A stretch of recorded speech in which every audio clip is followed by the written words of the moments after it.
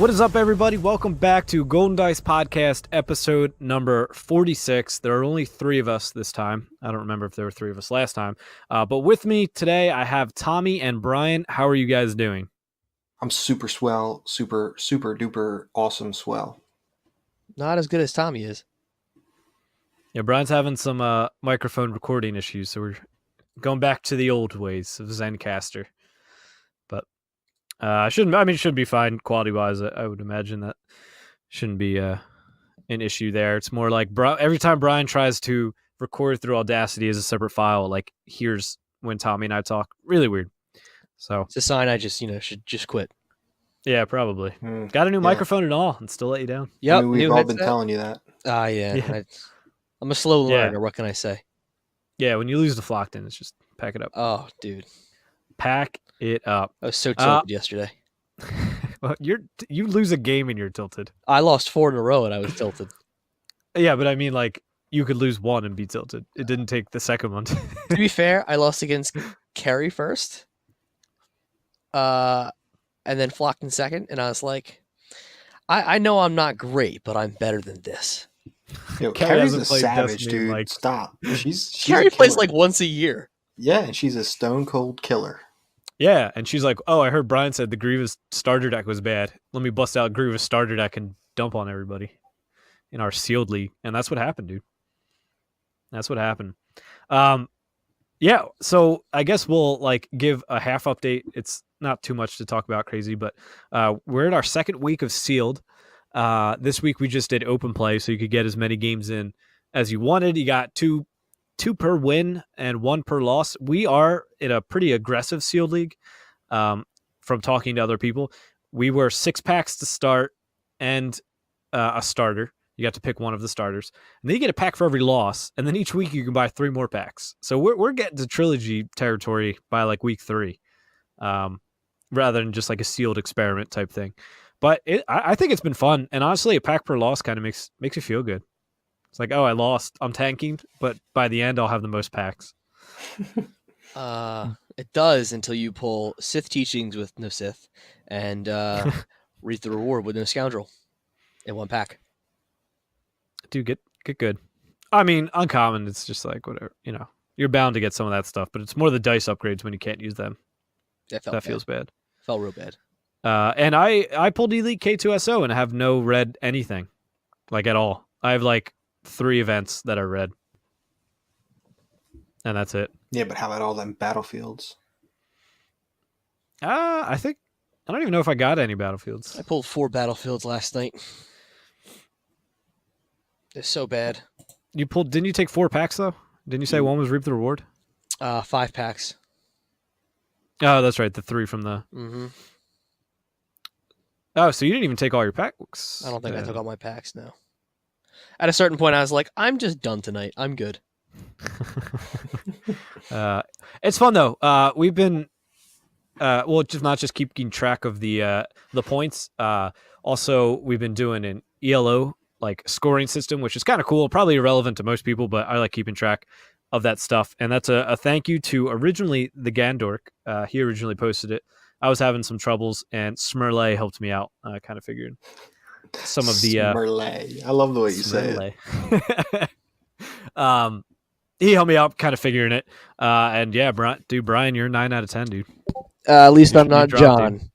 Yeah, John hasn't won a game yet. To be fair, John's pretty rusty too. He hasn't played in several months. Yeah, Carrie hasn't played since Pact, and she's in 5th, dude. She's a stone cold killer, like I said. She really is. Yeah, I can explain why I'm not doing well, but I'll leave that for a little bit later. She did instigate. She tried to put into her Grievous messenger deck.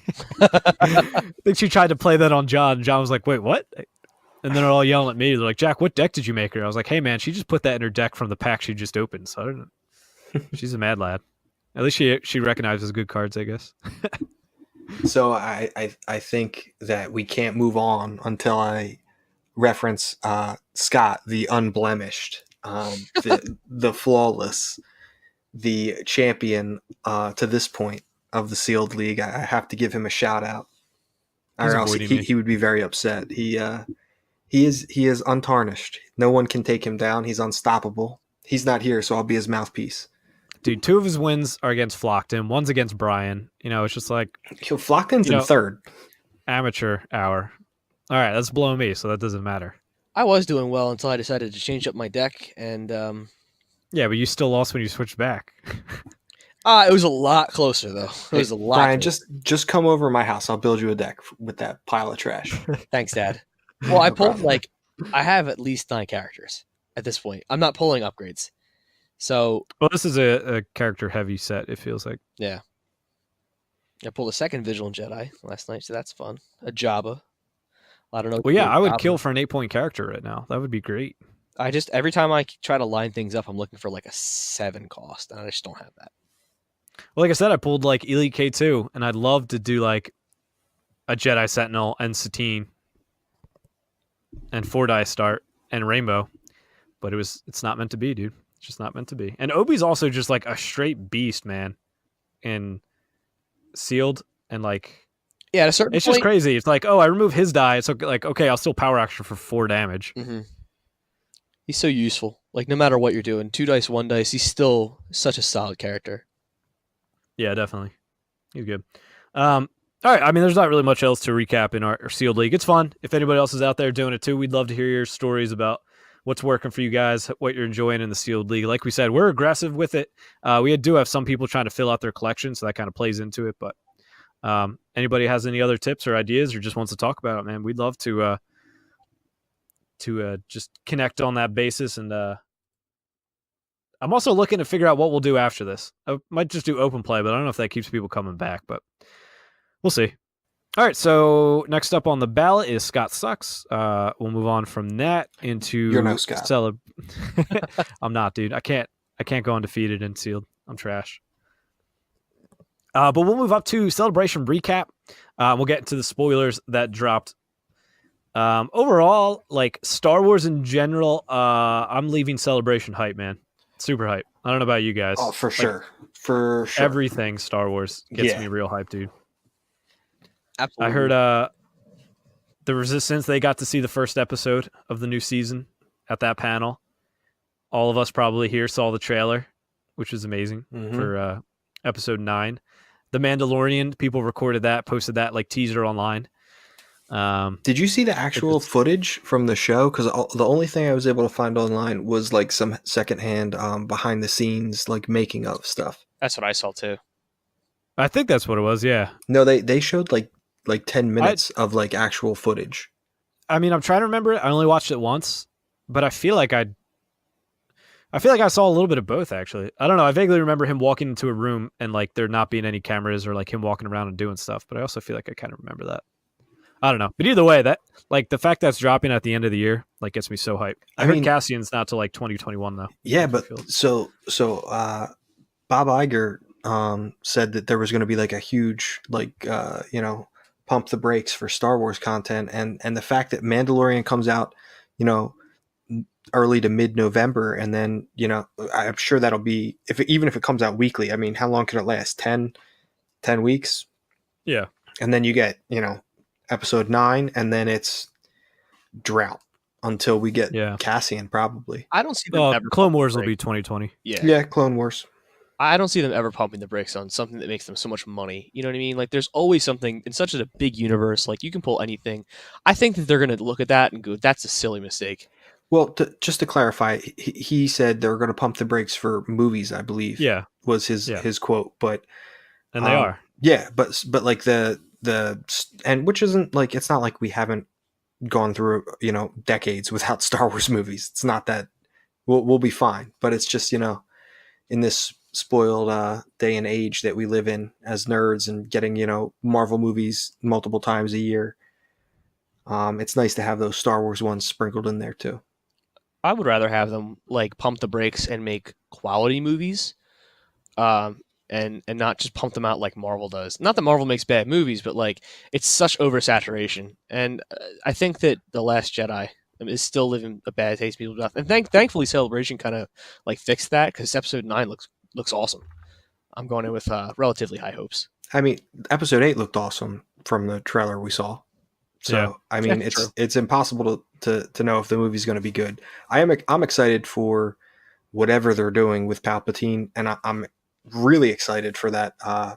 The scene where they're, the entire new cast is together and they're looking out at the Death Star sunken in that ocean, and that whole sequence just has me super It's a excited. real giddy. I have no idea what they're doing there. I'm just so excited for that. And then obviously the Palpatine stuff, I have no idea I where they're think going.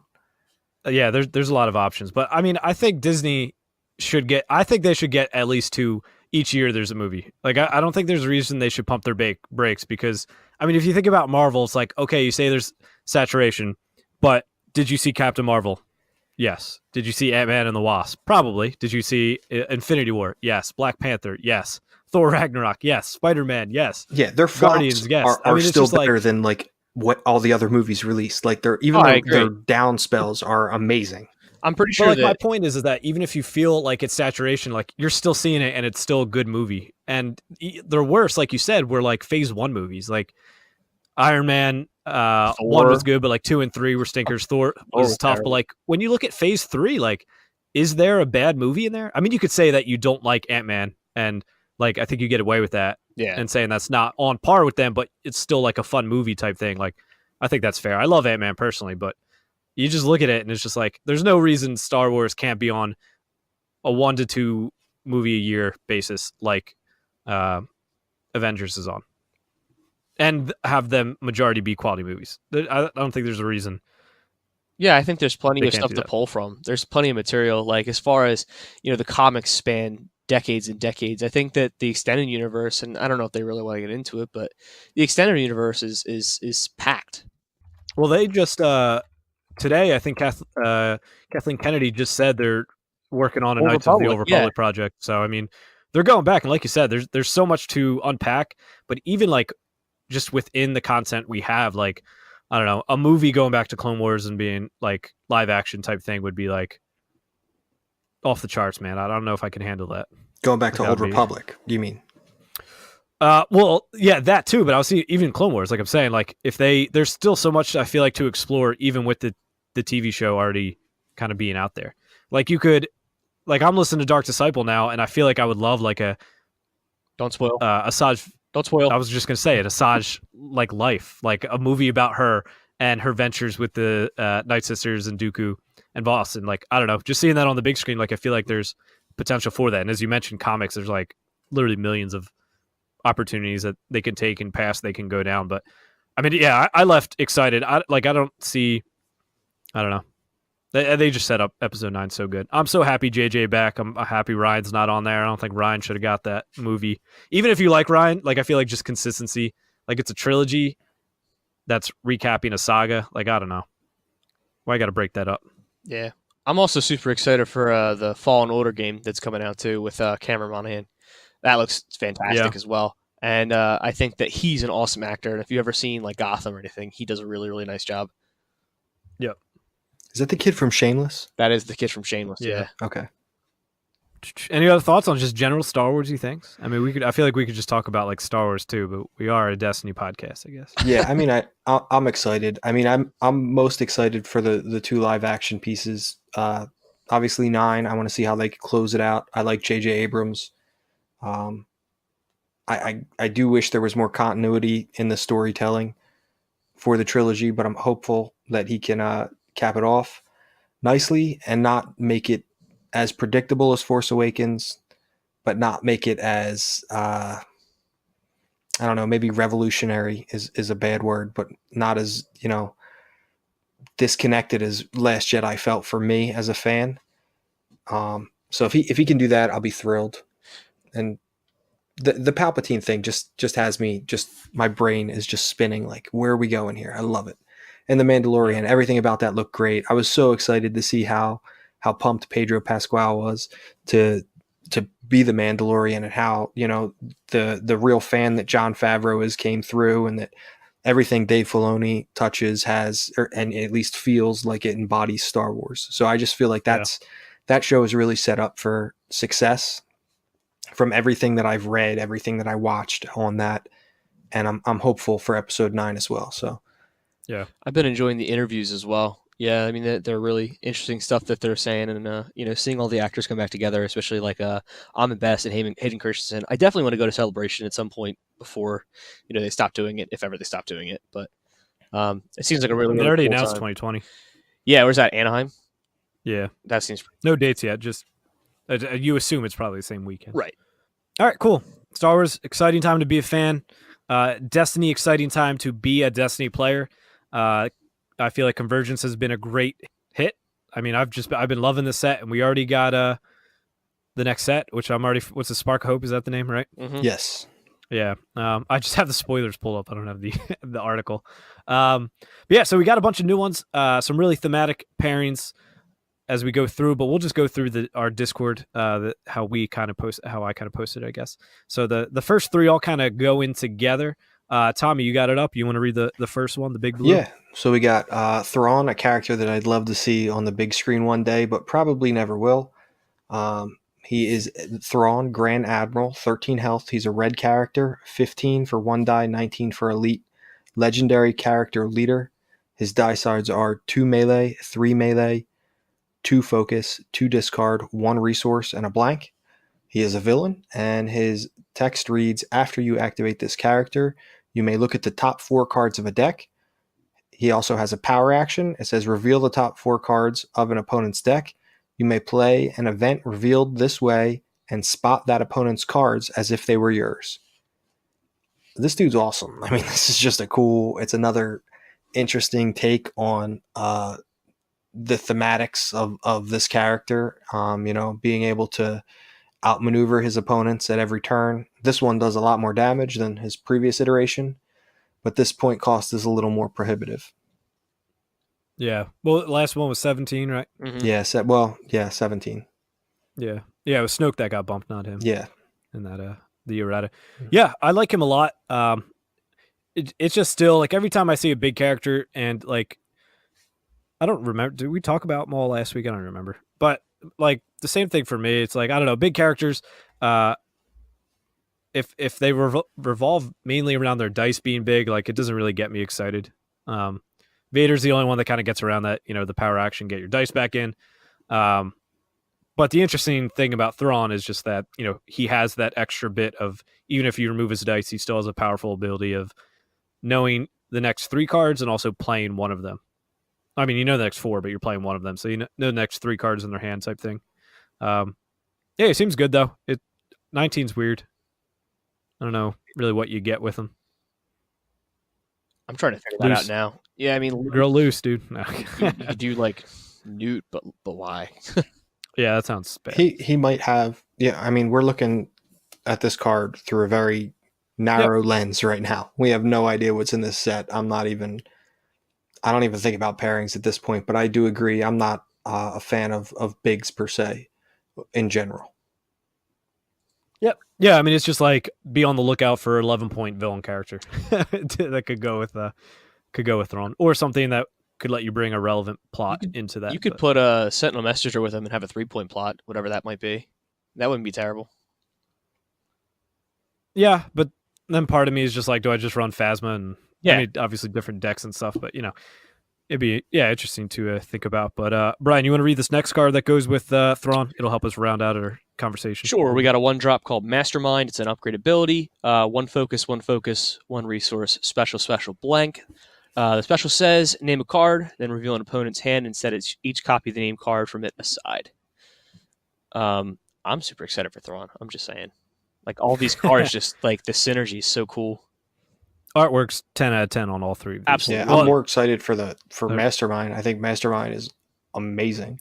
It's ability. Dude, further my theory that red palp is best palp, dude. Is that really your theory? I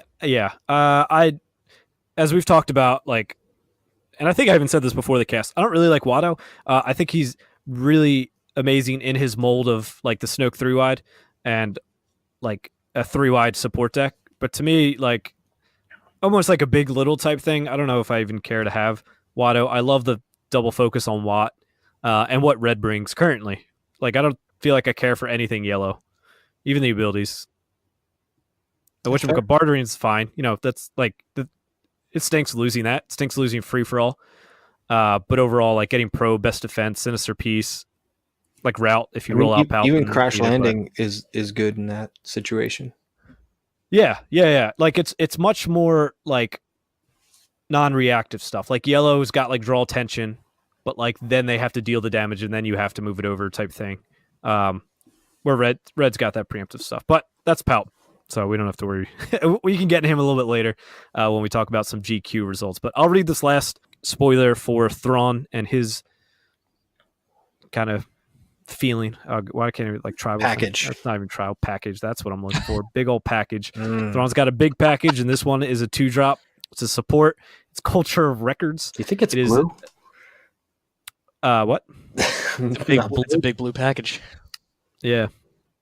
Yeah, sure. It's a support. It's got a 1 focus, 2 focus, 1 resource, special, blank. It's villain red, and it says after a player plays a copy of a card set aside by the support, you may gain 1 resource or remove a die. Look at opponent's hand and set aside a card from it. A gain 1 action is this special. Both these just seem good. They both have like the same die side, but Culture Records got the double focus. Yeah, it's interesting to see how much it says because it, like, it's weird. Like after a player plays a copy of a card set aside by the support, but then Mastermind also sets cards aside. Like, are you gonna need 3 discard sides? Yeah, you're gonna need like piles? Yeah, you're gonna need a separate pile for cards set aside specifically by this support. It's a strange. That's a little obnoxious. Yeah, it would have been better if you like took the card and placed it under the support. And I'm not necessarily a fan of like, you know, taking your opponent's cards and putting them on your side of the table. But if downgrades exist, like you already kind of crossed that line, so why not? I don't know. I don't like it from that design point.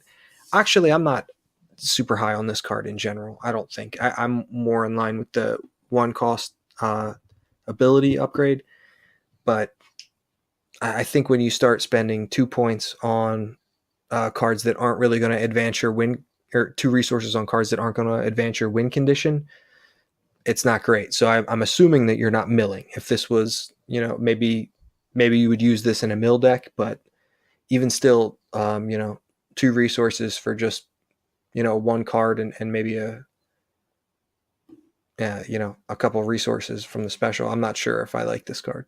Yeah, I mean, it's tough because I see the value in both them, and I think they're both like pretty good. But like you said, it's just like you're spending 2, not advancing your win condition. You know, if it's a damage based deck, so it'll be interesting to see like where it kind of starts to pop up at, if it has a spot. And obviously, I mean, there's no like Thrawn requirements for either of these things, so I mean, they could theoretically go into any deck. Like, there's no spot Thrawn to do an extra thing or play only if spot Thrawn. You know. Yeah, I mean, they have. So they have the advantage of like, for, you know, Thrawn's going to look at the 4 cards on top of your opponent's deck. So you're going to have a really good idea of what the majority of their next hand is going to be, which really helps with Mastermind. And then you can kind of set things up with Cultural Index, I suppose, if you like look at their deck, what they're going to get, and then you can pick a card to set aside that they're going to get another copy of in their next hand, maybe. Yeah. Or something like that. I'm not sure if it really synergizes as well with this, but I mean, there are synergy there with these 3 cards. Yeah, no, definitely. All right, we'll move on to the blue package, the actual blue card package. We got 2 new characters and a plot. So I'll read the plot first, and I'll read the first character because she's my favorite ever. But I'll read the plot first so this makes sense. Temporary Truce is a 0-cost neutral plot. It's an uncommon. You can only include Kylo Ren and Rey on your team. You can include villain and hero cards in your deck. You cannot include gray cards in your deck. And with that, they also spoiled Rey, unique character bound by the Force. She's a 11/15 with 11 health. She's a character apprentice, and she's got a 1 melee, 2 melee, 1 shield, 1 resource, special, blank. Power action is reroll a character die or turn a villain character die to a side showing a value of 0. Special is give 2 shields to a character. Then if that character has 3 or more shields, reroll this die instead of removing it, and she is a rare. What do you guys want to read, Kylo? And then we can always just like I'll take Kylo since he's my favorite ever. Ooh. Kylo Ren, bound by the Force. 11 health, 1115 is his point cost. He's got a 1 melee, 2 melee, 1 discard, 1 resource, special blank. He's a character apprentice. Power action, move 1 shield from this character to another character. Then, if you move that shield to a hero, deal 1 damage to a character. His special reads deal 2 damage to a character. If any of this damage is blocked, reroll this die instead of removing it. What are you guys' thoughts on this? Do you think? I mean, you could speak individually to the characters, or like as a pairing, which obviously they're meant to be. Do you think it'll be around? Think it'll be decent? Yeah, You like the I characters? think it'll exist. I think it's good. I mean, again, it's hard to say because you don't know all the pieces that we're going to get for this, all the villain and hero that are going to be smashed together. I mean, sometimes it's even hard to imagine just the existing hero and villain that you would be able to pull together for this. It'd be interesting to see if there's any apprentice tribal cards because you'll be starting with 2 of them. I mean, obviously you got synergy in between the power actions and the specials, being able to move shields to Rey so that you can help her re-roll her special, and then you can still deal damage with that power action from Kylo, and in reverse you can re-roll a character die or turn a villain character die to a side showing a value of 0, so she can power action just to focus one of Kylo's dice to a special. Kylo can even move shields to characters before he resolves the special so that he can re-roll it. They're good. They're just good characters. I mean, their die sides aren't amazing, but there's enough synergy there that I think they'll work. Yeah, I agree. Interesting. The plot doesn't specify. It just says Kylo Ren and Rey. So I mean, technically, you could use any iteration of these 2 characters. Yeah, I mean, you could in standard you could straight swap to the 2-player Rey if you wanted to. Yeah. And then you could also like Infinite, you could do Kylo from the 2-player and Rey 1, which doesn't sound awful. Well, I mean, you're not going to have any ambush weapons because you can't take gray cards. Yeah, that's true. I can't run my holdouts or my vibros. Yeah. Rest in peace. I guess Kylo 2, the starter deck Kylo, or the 2-player set Kylo, would be what might actually just suppress this pairing. I mean, if this rose up as like, one of the decks to beat, then you would imagine Kylo 2 comes back because you're hitting 100% with that ability. Yeah. Yeah, and they seem they work well together, so by nature I feel like it'll be decent. Like yeah, sometimes it'll be like like I look at it and I think like Han Kira style. Like that's kind of where it fits in my mind. Yeah, no, I think a lot of times like the issues that we have like about these like tribal or pairing things that they're doing is that oftentimes they center around like one character, and then it like doesn't work with anybody else, so that person's just kind of alone in what they're doing. Mm-hmm. Whereas these two are obviously like meant to go together. Yeah, Dengar is exactly who I was thinking. And it's just like these 2 work well together. Like the ability to like consistently, like there's a way you could get like, I mean, with 2 character dice on like both of them, you could resolve their die like total 4 dice like 6. Like you get 6 resolves that round, not individually, but like total, if that makes sense. Like you would be able to, if you special on one of them and keep it going, you could potentially do some crazy things. I think that opens up a lot, and it makes some interesting plays too, like within the combos of these things. Like I'm basically thinking like No Mercy in that deck seems like it would be pretty cool while tanking up. And it is online all the time because you can't bring any great cards. And then something like Pacify is interesting too. Like if you pacify one of their dice and they use Kylo special on it, his dice still stays in the pool, so you don't feel bad about it, and you remove one of their dice type thing. So it's interesting. Certainly interesting. I think they're fun. I think they're cool together. It kind of gives me like a 2-player set vibe where it's almost like a learn to play kind of thing. Yeah, this is something that I would definitely give a new player to play. Yeah. Yep. Because even this is like, while it does have power actions and specials that are kind of, extra stuff, it's easy enough to figure it out because their synergy is really good. But I think that since I haven't really talked in the last 5 minutes. Since I think that Rey's a much better character than Kylo. I don't know. I just think it's. I think I don't know. Defensively, I like her better. Kylo's not bad, I think, but like I would rather run maybe like Rey Luke. I think you definitely this want Rey late. Like if you run them together, I think you want to keep Rey alive late game because then her power action's still relevant, whereas Kylo's isn't. Like Right. I see value in what you're saying. Like late game, I think you'd rather, specifically in this pairing. Especially because if you have Kylo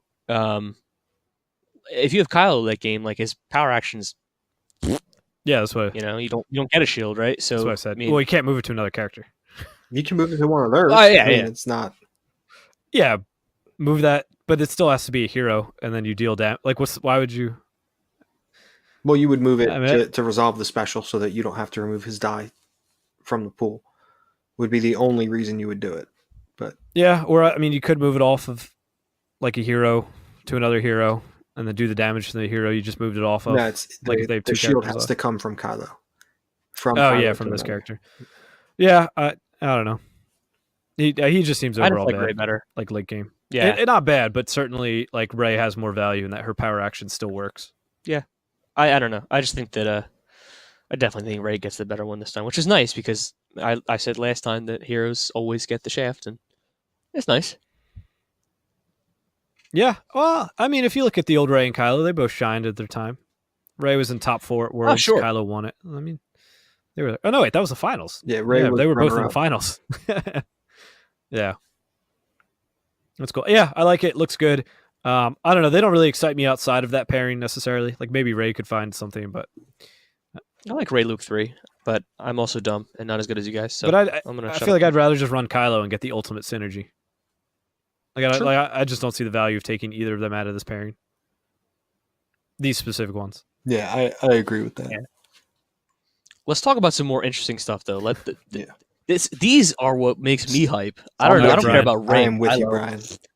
Forget this crap. I want to talk about Ewoks, baby. All right, Brian, take whichever one you Ewok want. Warrior. Oh, yeah, I'll take the first. I'll take the generic. The first diceless card we're gonna see.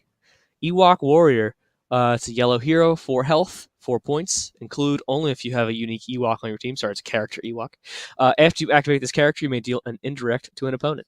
Wubnub or Yubnub. Sorry. Wow, dude. Dude, Wubnub, being your favorite dude, character. oh my Wubnub, gosh, dude, this is my listen, favorite character. Sorry, I just Rick and Morty Wubba Lubba Dub Dub instead of the Yubnub. Excuses. Sorry, I got my ubs confused. Excuses. No, but finally a cool thing for Plo to have. Dude, you're not even gonna give Scott credit for that comment, dude. Yeah, Man. no, Scott wins. Scott, no, Scott sucks. We don't like Scott. No, right I'm now. Scott's okay. mouthpiece. Yeah, no, I'm here. Scott's I'm been here to saying that represent for a Scott. You take it Scott back. brought up a great point that diceless characters can really make an impact on Plo, which is interesting. But then, obviously, the stipulation of including a unique Ewok isn't as exciting. But there's still like, I'll just read this next guy, I guess. Chief Chirpa, the Bright Tree Village Elder. He's 10, 12, 7 health, 1 melee, 1 focus, 1 disrupt, 1 resource, special blank. He's a hero yellow rare. He's a character Ewok leader. Salt Flats, baby. After setup, you add a set-aside Ewok warrior to your team.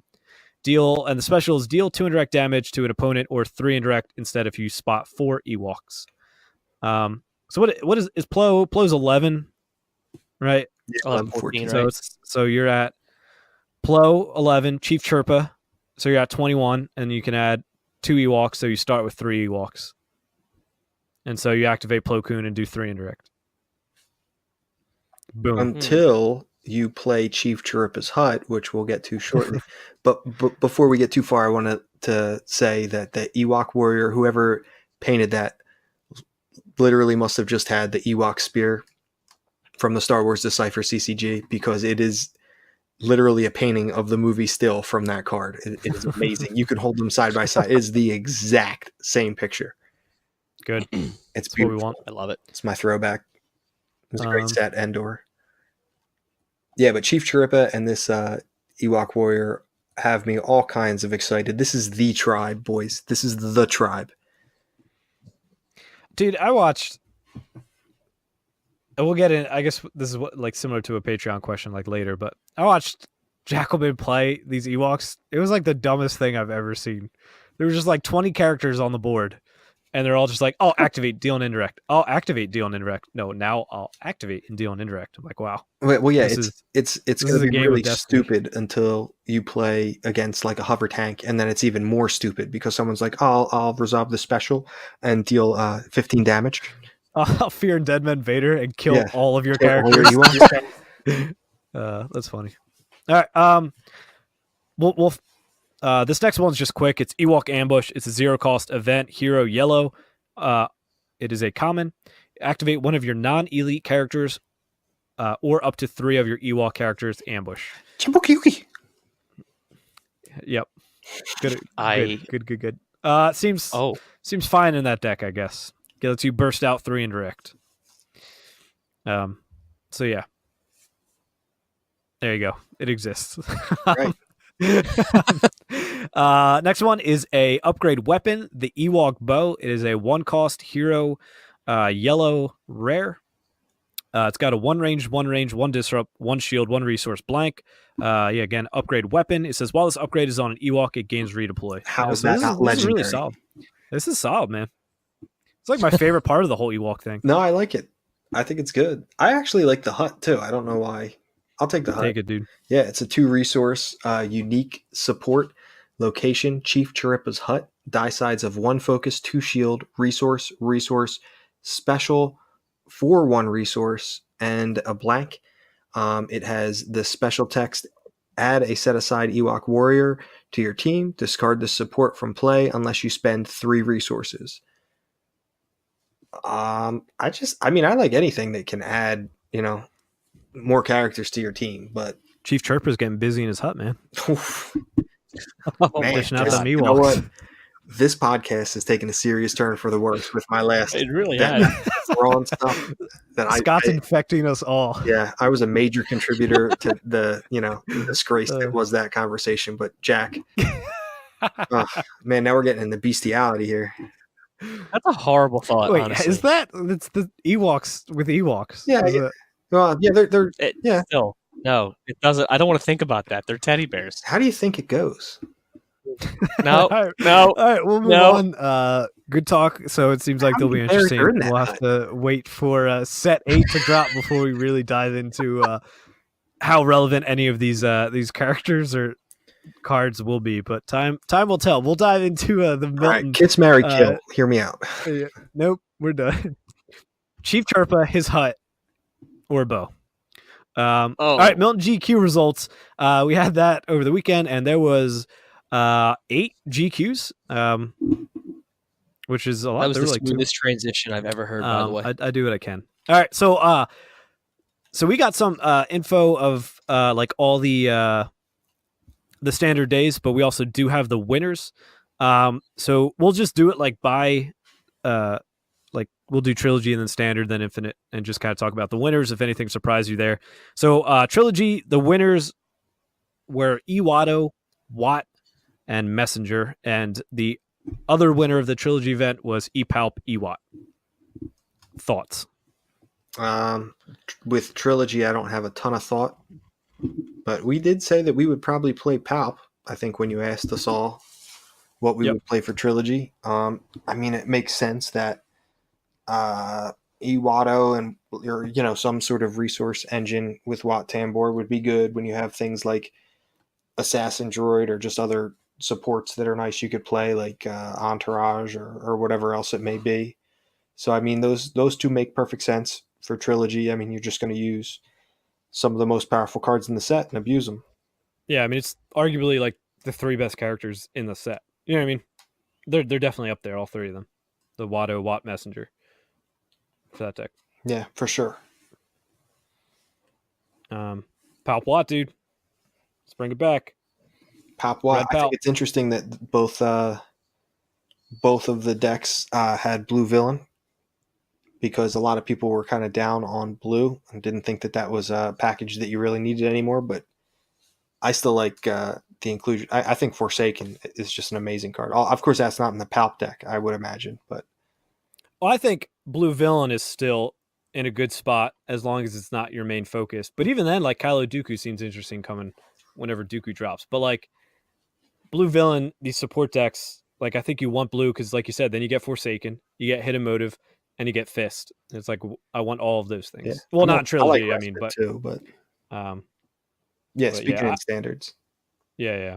But yeah, I mean, even then, it's I mean, Forsaken, and I guess that's it for. I mean, trilogies are probably better blue cards I'm not thinking of because they're not Well, good you in get standard. isolation. The with Palp, obviously you get that whole like ability reduction package with the forbidden Yeah. lore and all that. And I guess if you like, what other 8-point are you going to stick there that's going to be relevant? Like Messenger 6 card and his die is good, 8 points, 8 health. Like he's good. Yeah, he's amazing. Access to a whole nother color. He's just perfect. Yeah, no reason not to. But yeah, I mean, I haven't played any trilogy. I don't know if you guys have. No, one set trilogy. There would have to be some reason for me to play, like a GQ, for me to Yeah. put any time in that at all. Doesn't interest me. I Otherwise. haven't done one set trilogy since Legacies dropped, and I was like, oh, let's do trilogies only on the first night of the box opening, and that was a disaster. So I think that's just silly. Well, you were playing one set trilogy versus standard decks. We don't talk about it. That was back when I was bad at the game. Yesterday? Better. I'm still bad. Yeah, It's today? better. Legacies dropped today? But you know what interests me though is that I feel like this trilogy on the surface seems more interesting to me because these decks I feel at least have like synergy and aren't just like weird. Before, like the one set trilogy was it was like Elite Phasma, Talz and Greedo. I'm like, man, that just sounds like, I don't know, just not fun. We're like Epalp Watt, that sounds like a fun deck, or like Iwado Watt Messenger, it sounds like a fun deck. I don't know. It at least interests me more, but no, I haven't played any, and I probably won't unless there's a surprise GQ in the Northeast in the next 2 months. But all right, we'll move on to standard. They had 2 tournaments for these, and I guess there were 2 6-0s both days because there were like 120 like at each event, which is really good. Yeah, that's great. That's awesome. Yeah, like I think there was like it was maybe Saturday, Sunday was the GQ, or maybe it was Friday, Saturday, I don't remember. But they did like standard and trilogy one day, and then did standard and infinite the other day. So that's cool. I wish, dude, if PAX Unplugged did 2 GQs a day, I'd be so happy. But anyways, so standard, we got Leia, Lando, the mill deck 1/1. We got Leia, Padme, and that's Bausch Leia, and she the damage one, the yellow hero one, and then Snoke, Watto, Fost 1/1, and then Anakin, Engineer, Elite L3, AR 1/1. I'm kind of surprised about the Padme Leia one, man. Like I saw that deck list, and man, that thing just, I don't know. I'm not overly impressed by what I see there, but I mean, it's 6-0. I think, but Europe's also weird. I think that for that list, it's basically just both your characters have really strong dice. Like you're just putting 4 dice on the table for relatively, cheap point costs in each character that represent a lot of damage. I mean, if you're looking at into a 3 wide, the Boosh special represents 6 damage, or 2 disrupt. Assuming you can sequence things properly. But I mean, that's a lot of damage. And then Padme's a 14-point character that's got a 3 damage side. I mean, those are, I don't know. I mean, I could see how it would work. But I just didn't. I don't know if you saw the list. I haven't seen the whole all over list. the place. I just mean like I'm looking at just the character dice. I could see where you would have. It seems like a very aggressive deck to me. I mean, even they're definitely getting in and getting out. Like they're doing mean streets and all that. Oh yeah, all those type things. So yeah, I think it's just an aggressive, high damage from turn 1, where 2 of the decks, the Snoke, Watto, Fost, and the Anakin Engineer L3 AR deck are more like ramp decks where you're building a ton of resources and then you're just sticking supports on the table. Obviously, you're probably trying to reset a Shadowcaster or something in the AR deck. And then we all know that Mill's good. Like you don't have to. I don't even need to test Mill, and I know it's good. Wait till we get to Infinite, dude. Yeah, a lot of fun. Yeah. I mean, the Leia Padme one is probably really good if it gets mean streets, but it probably isn't winning all that like too often. I mean, Padme's 3 could obviously get you there, but Leia doesn't have a great die in the roll off for battlefields. But it was interesting because their villain cards, they did 2 underhanded tactics, 1 skilled tracker, and 2 Dunderbuss blaster pistols were their 5 yellow villain cards. Yeah, that's bizarre. I got nothing for that. Yeah, dude, but they had your gun, the Grievous Striker. Dude, the Grievous Strikers for real. I mean, I don't know why you would run it in that list. But yeah, but I mean, they were obviously going like Mean Streets. They had Flee the Scene. They had Snuff Out, which is obviously both those things are great with Mean Streets. And I understand the pairing, but like it's still like an indirect deck. I don't know. Leia seems to struggle when there's like a big meaty character, but we'll see if that starts to pop up in the meta. Like if Palp gets real big, I feel like he could just like take care of one of them real quick and mop up the other. Yeah, well, I mean, that's when Padme's good. If it's like a 2-character build with a relatively low health total, Padme can apply enough pressure that it's difficult because if you're pumping out a lot of indirect sides. Yeah, but it, like specifically in a Palp, it's tough because he becomes like a 25 health character real quick. Like if he gets 5 upgrades on him and back to therapies twice, which like if you're doing indirect, that could feasibly. Oh yeah, he's getting there because you're not going to kill him. You're right. Yeah, exactly in that regard. But like a Phasma Sentinel Messenger deck, like maybe Padme could just spike so much damage, but their removal is actually really tight in that deck. It's surprisingly pretty good. I don't know. Padme is. I had her as my number 1, but I'm struggling to see where like exactly she fits. But we're only like 3 weeks into the set and haven't had an event, so it's really hard to say. At least for me personally. Obviously, we're talking about GQs here. I also thought the L3 deck was interesting. Just leaning into Anakin instead of the other engineer. Yeah. Yeah, I'm not sure what the thought process is behind that. I guess you can, when he activates, you turn L3 to whatever side you want is probably the biggest perk there. And I guess you don't really need to dig for that many mods. The downside would be, you lose some focus. I guess maybe you don't if you guarantee one of L3's double focus. But you definitely lose like things like Motivate or anything that's spot red now becomes a little riskier, like logistics.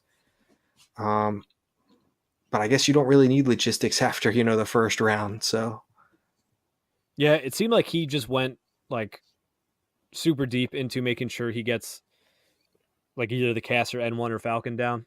Like, because he's running 2 Truce, 2 well connected, 2 logistics. Yeah, that's a lot of yeah. And then Anakin's obviously 2 resource or 3 resource sides. Rebel Engineer's got 2, and then he could turn L3. So, I mean, it's not an awful strategy.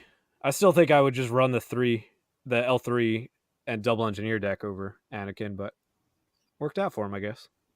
Yeah, I'm just too scared of Vandalize to comfortably run a Shadowcaster deck right now.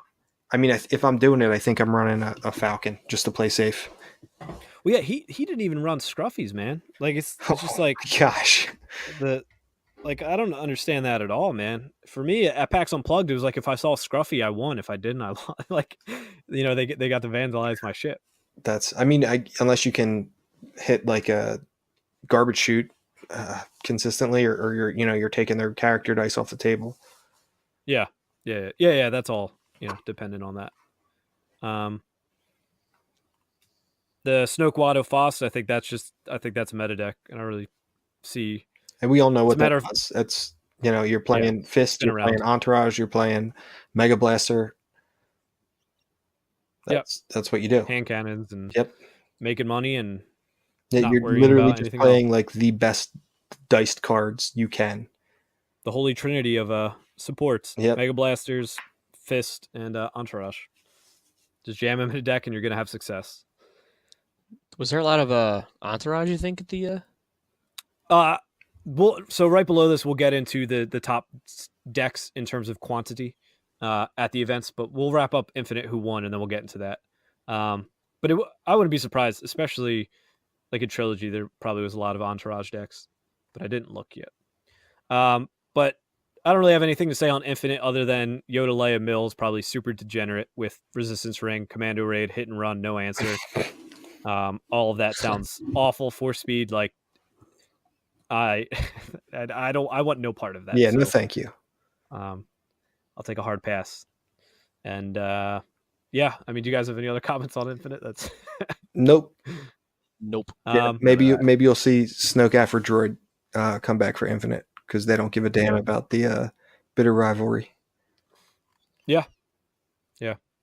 All right, we'll move on to the day one top 7 standard tournament decks. And I believe this is from the Garbage Will Do podcast. At least that's who I saw it from. Originally, I don't know if they got it from anywhere else, but the top 7 standard decks of the tournament were on day one. Snoke, Watto, Foss. There were 14. There was 8 of the Yoda, Padme Armored Reinforcement. There were 7 Phasma First Order Stormtrooper Advanced Training. There were 5 Yoda, Satine, Gungan AR. There were 4 Leia 2, Lando 2. There were 3 Palp Wattos, and there were 3 Kess Rex. None of that really surprises me either. I figured Snoke Watto Foss would be. I'll tell you right now, I'm surprised that there were 7 Phasma Fost advanced training decks because I thought for sure you want to get a different color in there, or like the Sentinel Messenger to enhance your removal package, or man, I didn't think that was going to be the Phasma. I thought there would be Phasma like in representation, but I didn't think it would be the mono red version, or at least 7. Yeah. Yeah, I wonder how they finish. Like, this is just quantity. Like, obviously, we don't know any of the 5-1s or below. That information might come out at a later point, but yeah, I like Phasma Messenger Retribution the most. I mean, I'm partial to that. Why do you think people are choosing Leia Lando over Leia Yoda? Just out of curiosity. That's a good question. I think yellow you get better mitigation, and like I feel like Leia Lando can potentially blow out more. Like if just things go right turn 1, they could have a potential like huge blowout turn.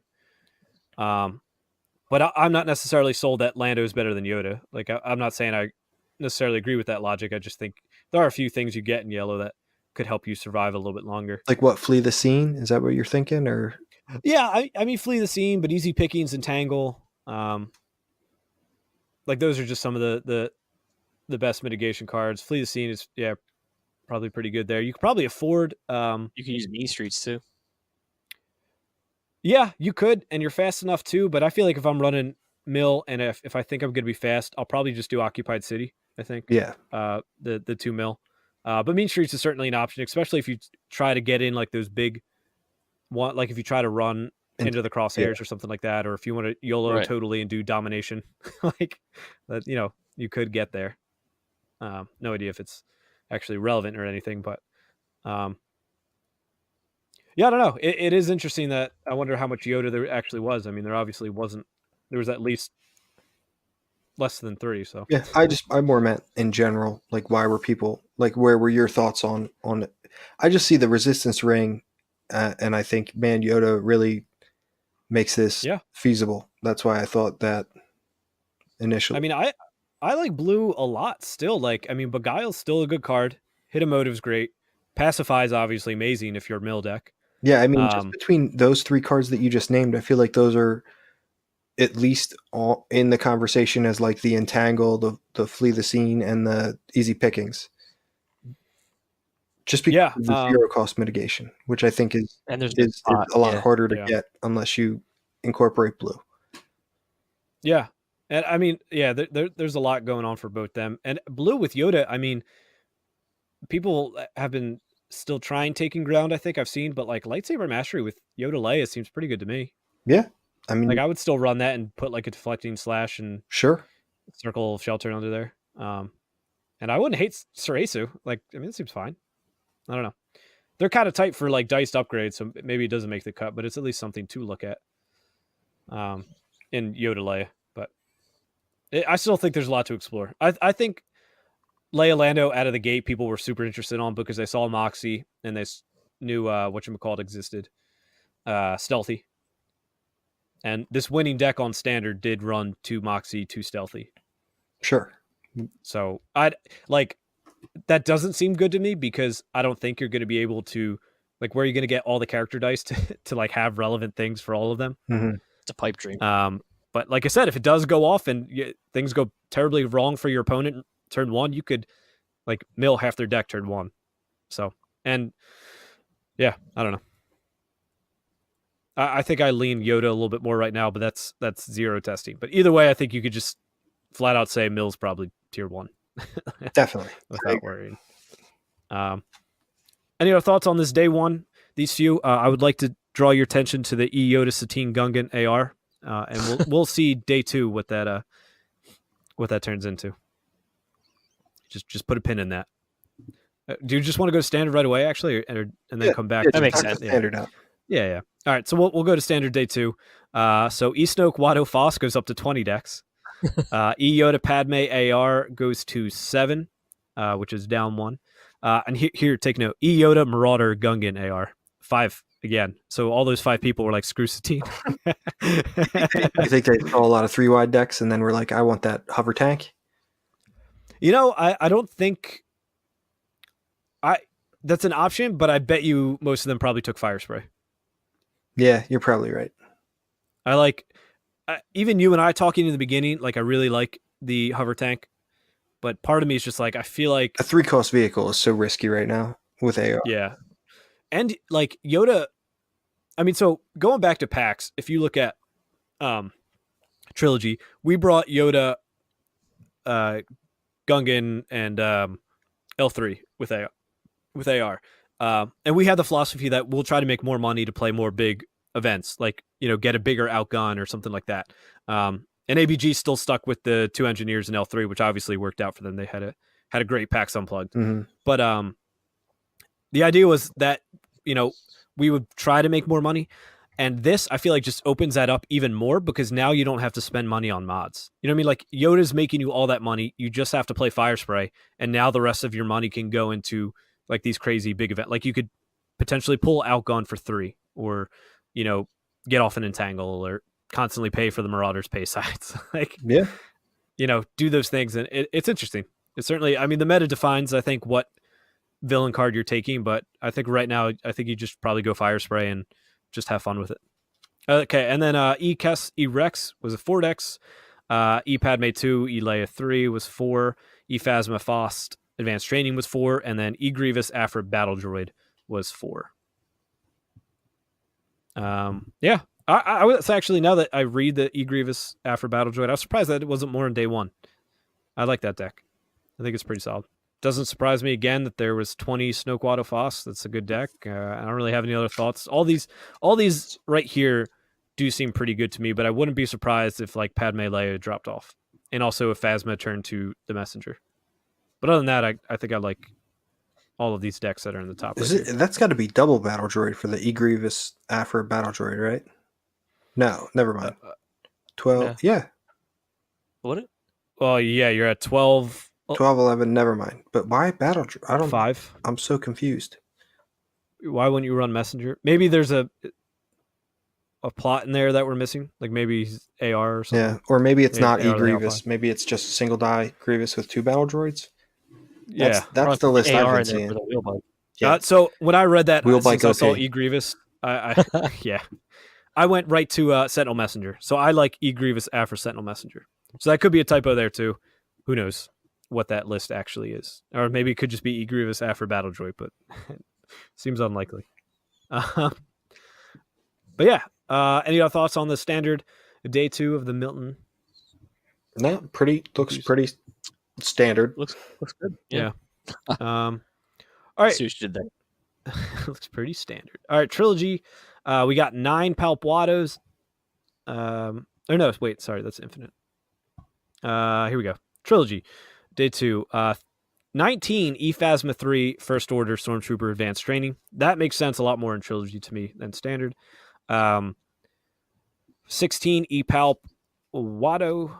9 E-Padme E-Mace. 8 E-Watto Watt Sentinel.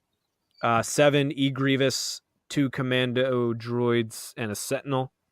5 E-Grievous, 3 Commando Droids. 5 E-Enfys Nest, Marauder times 2. I don't think that works. It's probably single die Infest These Nest. are the E Grievous, 3 commando droids or 2 commando droids and Yeah. none of that is working. It's all got to be single die Grievous. Yeah. And then E Padme Satine, Naboo Palace Guard. That works. That's interesting. 8, 8, 6. Yeah, 5 of them. It just got more interesting as you went down the list.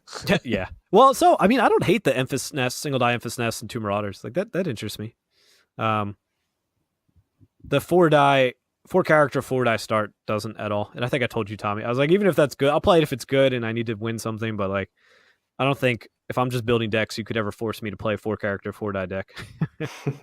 E Padme E Mace looks really interesting to me. Yeah, I mean, Mace has to be a lot explored. Like, we shouldn't forget that his ability works with like any upgrade. Right. I just never thought of that. Like, I wouldn't put those two together personally. I wouldn't think to, rather. Yeah. It's certainly interesting to think about. Mace, I feel like, is unexplored just because Blue's kind of in a weird spot. Yeah, Blue Hero is just not what I want to use right now. Yeah. And I mean, his 2 focus becomes 2 indirect with Padme. So he's got a 2/2 or a 1/2/2/2 with Padme. So that's interesting.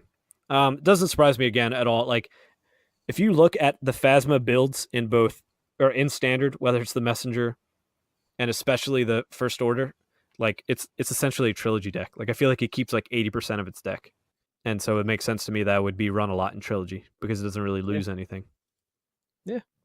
So doesn't surprise me at all. Any thoughts on trilogy before we move on to standard or infinite? No. All right, top 7 infinite tournament decks is E-Palp, E-Watto at 9, E-Vader, E-Greedo.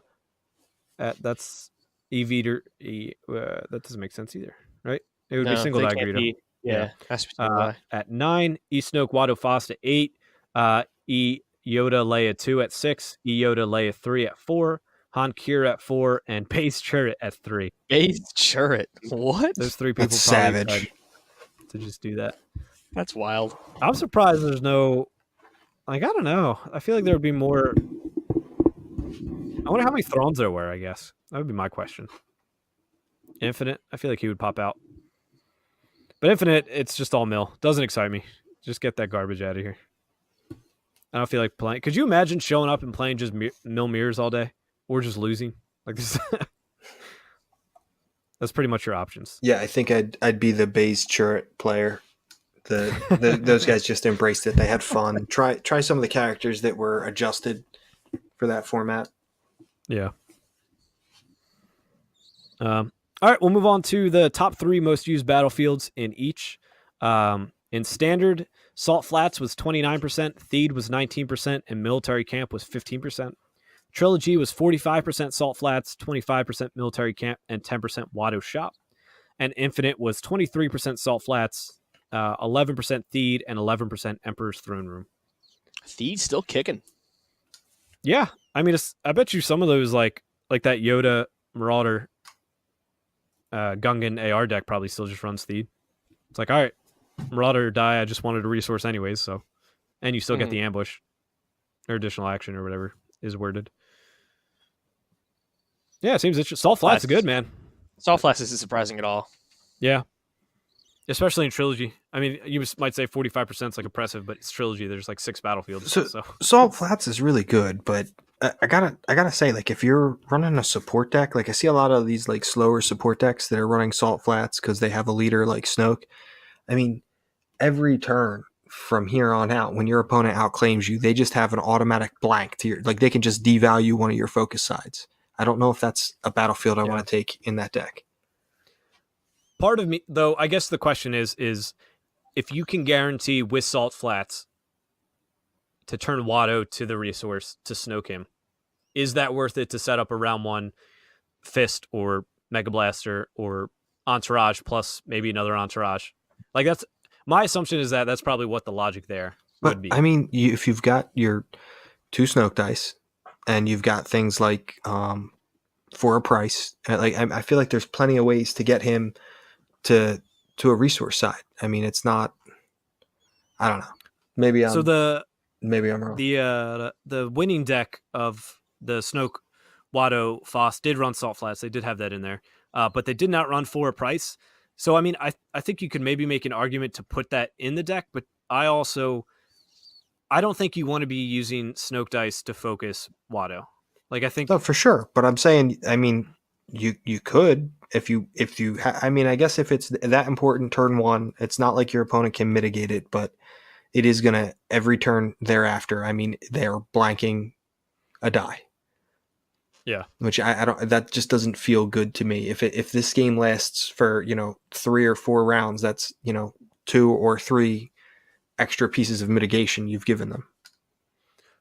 But I think part of you's okay though, because I mean, yeah, you're letting them save a card for later type thing, or use their cards early and use that late. But it's like if they're rolling out like 1 or 2 dice at a time, like if they just roll out, well, it doesn't work on the fist, right? Because it's turned to a blank. Yep.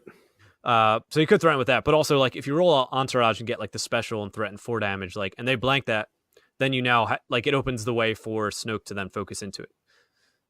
Like I get what you're saying. Like it definitely will be annoying to have that blanked every single time, going from there. But if everybody else is also slow, yeah, but it's not just that. You also gave them 2 shields. Yeah. I mean, going back to where's the standard deck? I mean, if you look at that, you're mostly versing 2-eyed though. Like I think you're just they get 2 shields, it's not overall.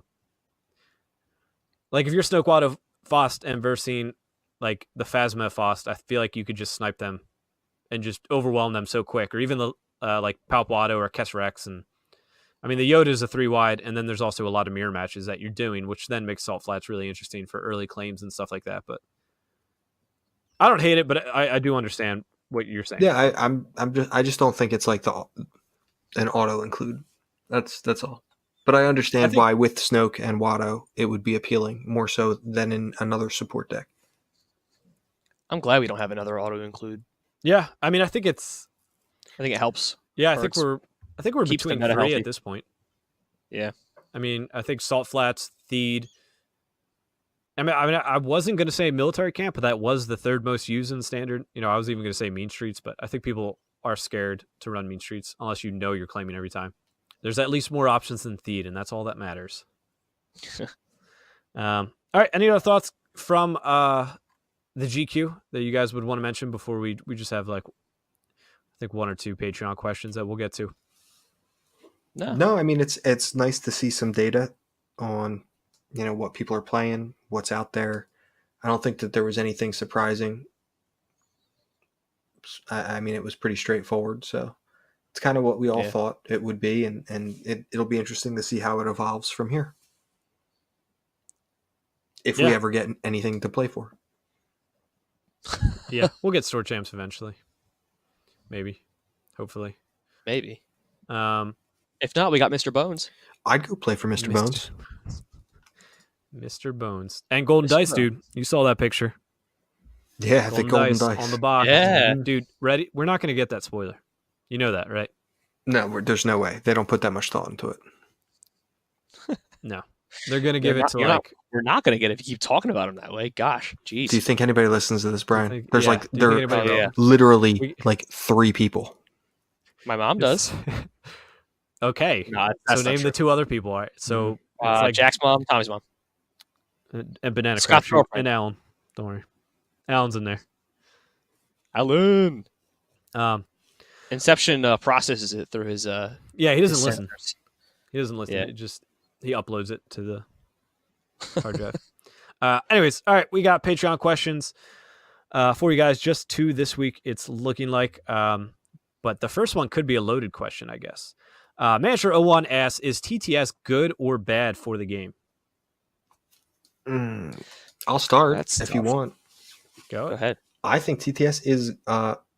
I think it has good and bad aspects to it, but I think overall it is good in the sense that it allows people to play the game where in areas where they don't have a play group, or with friends over long distances. I think Shane said, like friends on different coasts, or it allows you. Wait, Shane doesn't even play with the people like that live 5 minutes from him. So he's bringing up the point that he can play long distance friends. That's a separate topic, but it also allows you to test. You can test games. When you have time restraints like kids or odd work hours or things like that, and it also allows you to test cards before you actually invest actual resources, real money into the cards.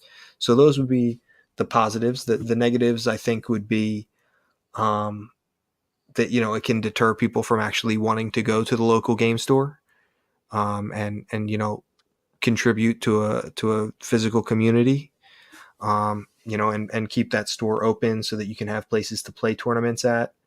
And I think it leaves a bad taste in FFG's mouth, understandably, because it is their product. Honestly, I'd be all for FFG just coming out with their own thing, like the Magic app or the Pokemon app or Hearthstone, like something in the realm of that would be great. As long as it was streamlined and not clunky. I think that would be ideal, but I don't know if we're ever going to get that. I think that you hit the nail on the head as far as like the convenience factor of it. That's fantastic. It's great, but like, I think who brought it up in the Discord? Was it Inception saying that like I think him or Mended.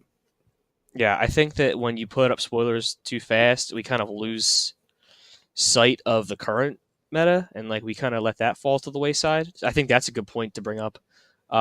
But I personally like it. It does get a little clunky sometimes, but I really like the convenience of it. But there's no substitute for like rolling some dice with some friends. I think it's always a good time. Yeah, as we do, else we wouldn't be Yeah, playing I the think game. we're a little skewed because I think the three of us, Tommy's old and he particularly, hates computers. Doesn't want to play TTS. I don't understand how to work these things. I think we all kind of prefer playing in person, but I've always preferred that for just the like board gaming and tabletop gaming in general to video games. I mean, I don't get me wrong, I've played plenty of video games and dumped way too much time into like the Destiny, the video game, but I enjoy sitting across the table from someone and being able to read someone and try to pick up on little nuances or you get a feeling. I mean, you can get some feeling through TTS, but in my limited experience, but I do prefer the in-person version. Yeah, and I think even the people who think TTS is great for the game probably like I don't know anybody that prefers TTS.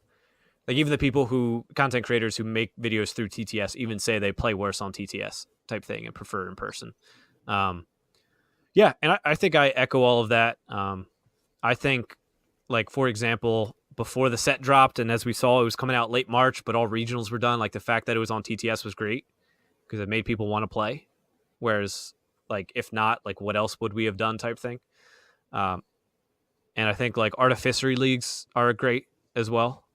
Like they're online tournaments. Not everybody has a local scene, so it gives those people an option to be able to go out and do that type thing. But yeah, I think the fact that like not even just TTS, like Team Covenant, I love Zachmon and stuff, but like the fact they streamed proxies of Maul and Ray and Kylo, like I don't know. And I get they're doing it because they're now putting tokens in if you buy a Saga set. So it's like a whole promotional thing. It's not just them doing it and giving everybody the spoilers. So it's a little bit different, but I don't know. I think like we as content creators should focus on the current set before even like thinking about this. And I think it'll go away, but I don't know. They do. It's every set, they announce the next set like 2 or 3 weeks after the set comes out. And I don't have a problem with that. That's just, It is what it is. But I understand wanting to play with like the new shiny cards as soon as possible, but it really, in the grand scheme of things, it does so little for you because you have such, again, going back to like we said before, such a narrow scope of view. Like there's such a big, broad picture that the set has been designed and things are very intentional and synergistic within that. And you're only seeing, the tip of the iceberg, and it just doesn't. Yeah, that's something that just never has appealed to me. I like to see, the large majority of a set before I really start thinking about that kind of stuff. Yeah. I mean, I think ultimately if TTS got shut down, like the game would still survive. Oh yeah, and do well. Definitely. I don't know if I want to say do well, but it'll do fine. I think it would hurt. I think it would hurt. I think it would maintain. I think that's what I'm trying to say. But yeah, I mean, losing a majority of people's game, like, even if you just think about, like, it would be crazy if TCS got shut down. Like, people sub to AVG, Hyperloops, Artificery for like gameplay videos, and now all of a sudden you like take that away from them. You know, if the mod were to get shut down, it's like, man, what would half the content creators who push that competitive content, what would they do? Like, not all of them like live near each other to like record stuff against each other, do commentary while it's playing. So I think that would hurt the most, man. That'd be rough. Yeah. But I think that I would miss our streams. well, our streams Our streams are in person. No, Are I you know. I'm there? saying, but, Hello, Brian, Is Brian, are you okay? Did you hit your Listen. head? No, but I'm saying if I was other casters, like I would what am I saying?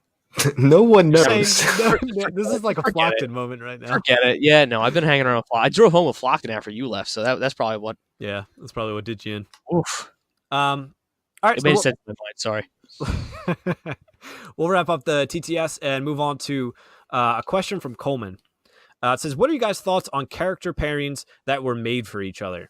Do you think it infringes on creativity of deck building, or do you find that the thematic element enhances the game? Examples are the new Rey and Kylo, Maul Savage, Han Kira, etc. Talk about Han Chewie. Han Chewie. I don't think it.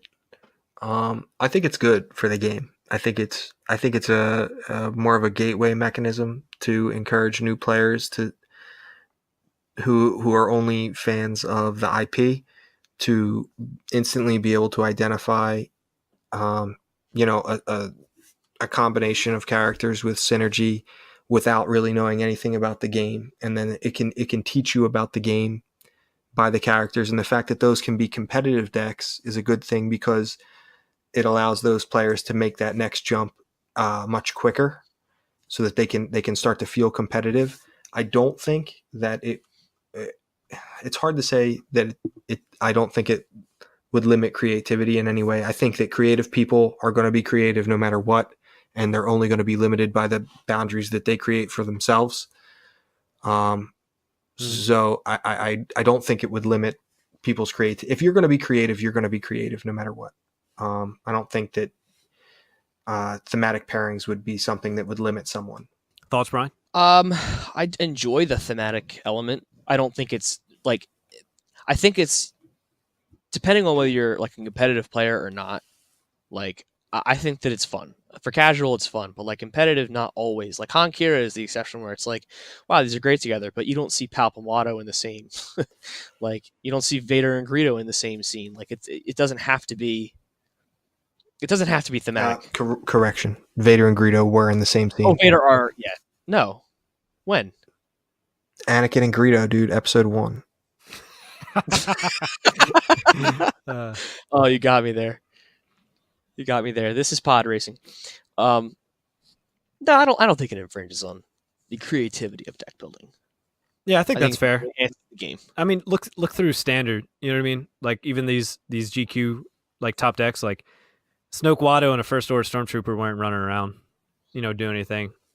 This Yoda and that Padme aren't doing anything. The Phasma Fawcett, I guess, is thematic, but Yoda's not running around with a Emphas Nest Marauder and a Gungan while he's on Dagobah type thing. So these are all really fun to think about, though, like the what ifs. Well, yes, it certainly is. And I think I get Coleman's point on something like Rey Kylo, where these two characters thrive together, but like are bad apart type thing, or at least not as powerful apart. I think some of the other ones, they're like, I'm going to go and say that Coleman is trying to say specific pairings that were like specifically designed like for each other and don't really work like outside of it type thing. And I don't think we have too many of them, but like Brian, you jokingly mentioned like Han Chewie, but like there's nothing in the game currently that really is just like that makes them tick together. Like, it's more Han is just good and Chewie gets Guardian if he has any scoundrel.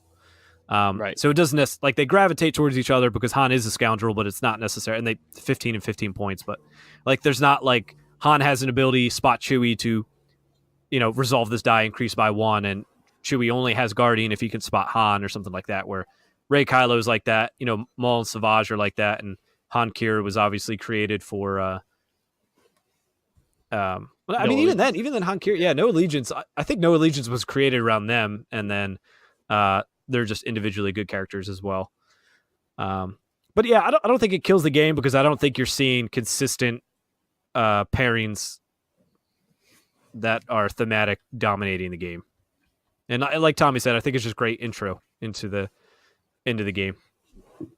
It's definitely a pull for people. Yeah. Well, I mean, we just recapped Rey Kylo, and I mean, there's a ton of synergy between those two characters. I think as much synergy as you would see between two characters, maybe with the exception of like Jin and Cassian, I think synergize really nicely together too.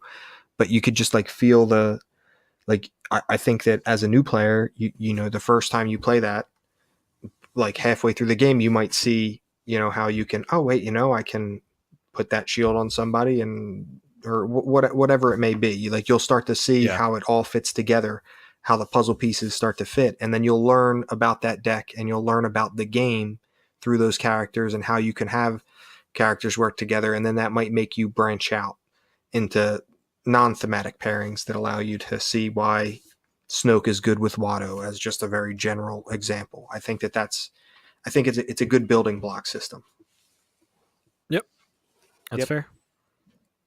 And that's it. Banana Crapshoot facetiously asked, how does the Maul power action work?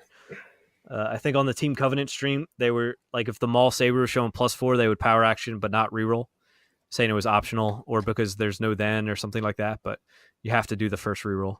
Yeah, I think because it refers to the die as if it was the die that was rerolled.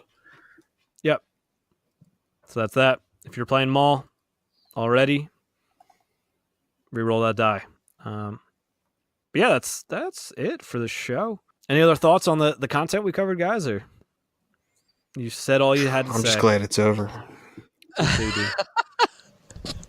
Brian can go fix his mic, and we can, I don't want to go back to doing that. It's so infuriating.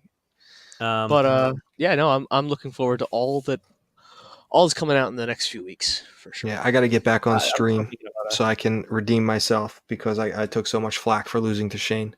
What if we just never let you on stream again and you just go down as 0-2 to Shane? That's okay.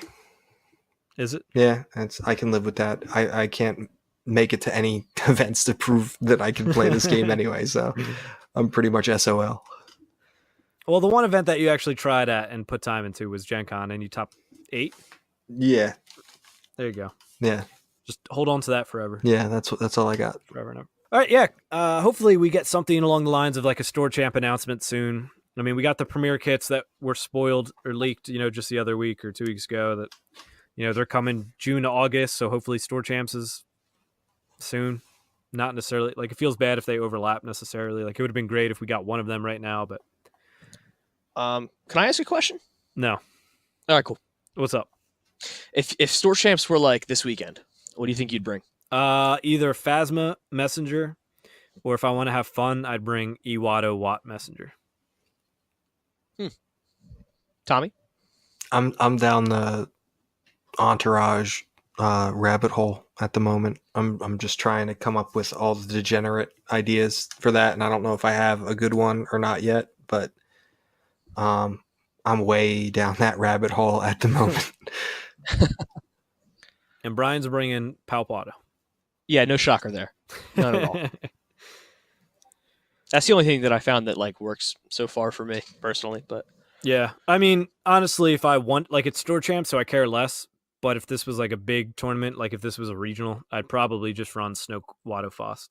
Like currently, right now on this turn, like I don't know that there's any deck that actually counters that to care. Like for me to worry about showing up with that and getting countered or something like that. Like I think it's just currently the best deck type thing. That's fair. But yeah, other than that, we'll be waiting to hopefully get some type of announcement soon. FFG, hopefully they can up their game, and we know what's happening in Destiny. I want to play something FFG sanctioned with this set, and hopefully that comes sooner rather than later. But other than that, guys, we are on Facebook, we're on Twitch, we're on Twitter, we're on YouTube. We are going to stream again this week. We'll be giving away Golden Dice resource tokens on the stream. I believe it'll be me and Brian this week. What day? What day is that? Thursday Yeah, we night. can make that happen. Yeah, probably like 9 or 10. 9 or 10? Yeah. Works for me. Yeah. So that's Eastern Standard Time. For those wondering, of course, the only time that matters in the world and that all other times are based off of.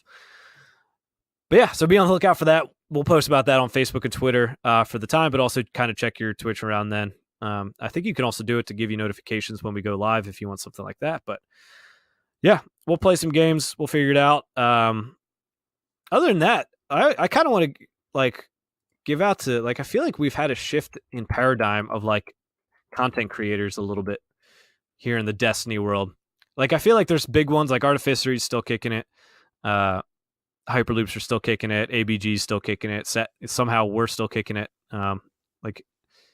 But some of the other ones, you know, in terms of like, there's still streamers like Monk is still streaming every week, but I feel like we're starting to get some new ones popping up. And, you know, like when I joined Destiny and started playing, it was like Double Blanks, Sir Christopher, Jedi Trials, and Knights of Ren. And like pretty much all of them don't make content anymore. Knights of Ren still does, but I feel like it's more infrequent now. And Double Blanks and Sir Christopher, you know, shoved in a river somewhere. I miss Jay calling people coach. Yeah, Vibro Diddy. Vibro Diddy, Mace Wind, Doggy Dog. Yeah. I miss all that trash. But yeah, it'll be like interesting. Like I don't know, like I've started to see the Outer Rim. I've started to see Dice Commandos more. I've started to see like late night gaming. And obviously, you know, Chip is still around and Thunder's on his 20th podcast while doing a Dragon Ball Z podcast. You know, he's a man of many podcasts. So I mean, there's still a lot of the old guard around. I'm not saying everybody's gone type thing, but I just feel like I've started to see a lot of new ones, which is cool. Cool to see them popping up. Still giving me content because I crave it. I crave it. I could read Discord all day. It's pretty sad, actually. Yeah, I've seen it. It's rough. Brian does it too. He just says he's away. Yeah, that's fair.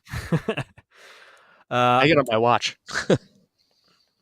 Yeah, I do too, but my watch dies pretty quick. Mm. And then, yeah, it's great because then Scott usually ignores us in our group chat and then answers people in other Discords. It's a lot of fun. You're guilty of that sometimes. What's that? Yeah, I think you're guilty of that sometimes. No, I pretty much answer anybody in our Discord that asks. Oh, no, I'm talking about I have to send you a message in Discord instead of text because I know I won't get an answer if I text you. Well, that's because I'm usually like looking at my laptop and I have my phone on Do Not Disturb. And that's what I read it through the computer rather than through my phone. I see. But anyways, that's completely irrelevant. I'm sure nobody cares about that fact at all. So we'll sign out. Brian, you want to take the sign out? Come, take your place and fulfill your destiny. Roll it again.